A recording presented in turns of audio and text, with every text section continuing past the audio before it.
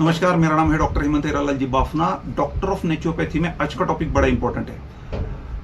Title है stomach acid के फायदे। ध्यान से सुनिएगा। स्टमक एसिड के फायदे नंबर 1, हमारे शरीर का पैथोजन से बचाव करने का कार्य स्टमक एसिड का होता है। अगर स्टमक एसिडिक नहीं है तो पैथोजन्स डाइजेस्टिव सिस्टम द्वारा अंदर प्रवेश करेंगे।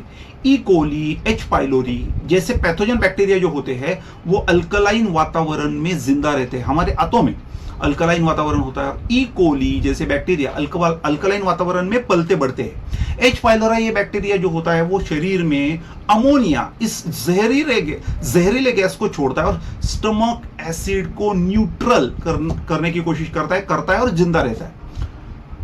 जब स्टमक एसिडिटी पीएच उसका 1 से 3 नहीं है, उसके बीच में नहीं, तो पैथोजन्स बढ़ने लगेंगे, वो आसानी से बढ़ने लगे और जिसके कारण अल्सर से लेकर कैंसर तक की बीमारियां हो जाती।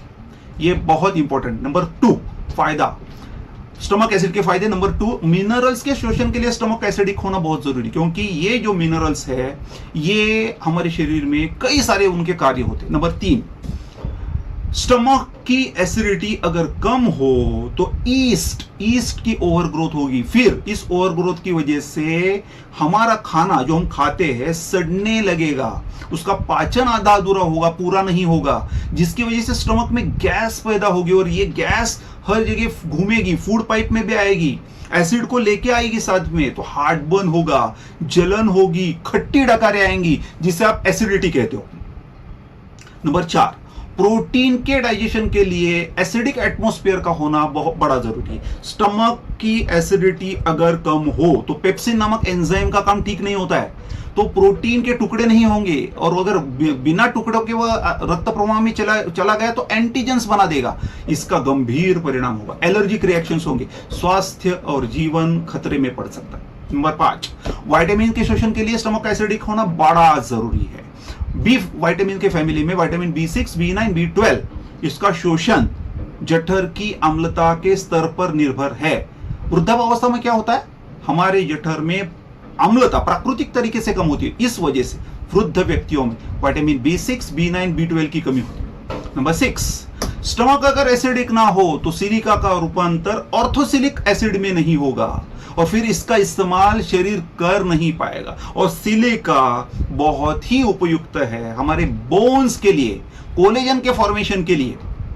सिलिका की मात्रा अगर कम है तो osteoporosis, osteoarthritis, heart disease, diverticulitis मतलब ऐसी गंभीर बीमारियां हो जाती। सिलिका और पानी इनका रिएक्शन एसिडिक वातावरण में ही हो सकता है और फिर ऑर्थोसिलिक एसिड में सिलिका का रूपांतर होता है और फिर उसका शोषण हो पाना संभव होता है।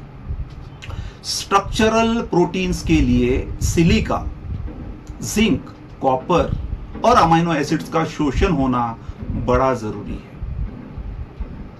तो स्टमक की एसिडिटी अगर ठीक नहीं है तो हमने आज ये साइंटिफिकली देखा कि क्या क्या हो सकता है। कई सारी चीजें और होंगी जो डिटेल में डिस्कस की गई है हमारे वीडियोस में, नोट्स में, डॉक्टर ऑफ नेचुरोपैथी इस कोर्स में। आप सारे लिंक्स डिस्क्रिप्शन बॉक्स में दिए गए हैं।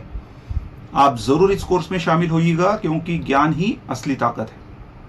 परम पूज्य आदरणीय राजू भाई दीक्षित जी की जय हो। जय हिंद, जय स्वदेशी। धन्यवाद।